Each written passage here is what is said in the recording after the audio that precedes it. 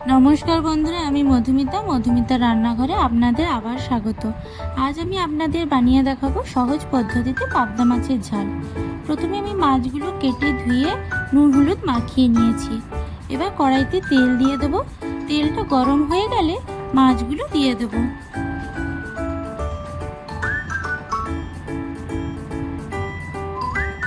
মাছগুলো ভাজা হয়ে গেলে মাছগুলো তুলে নেব।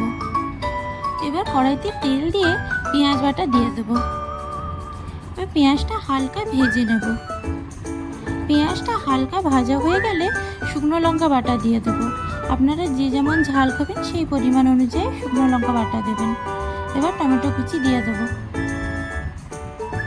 এবার ভালো করে মশলাটা কষিয়ে নেব।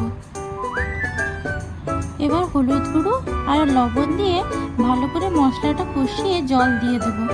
জলটা ফুটে গেলে ভাজা মাছগুলো দিয়ে দেব। জল শুকিয়ে গেলে উপর থেকে ধনেপাতা কুচি ছড়িয়ে গরম গরম পরিবেশন করুন পাবদা মাছের ঝাল। আমার এই রান্নাটা কেমন লাগলো আপনারা কমেন্টে জানাবেন। এইরকম আরও ভিডিও পেতে আমার চ্যানেলটা সাবস্ক্রাইব করে দেবেন।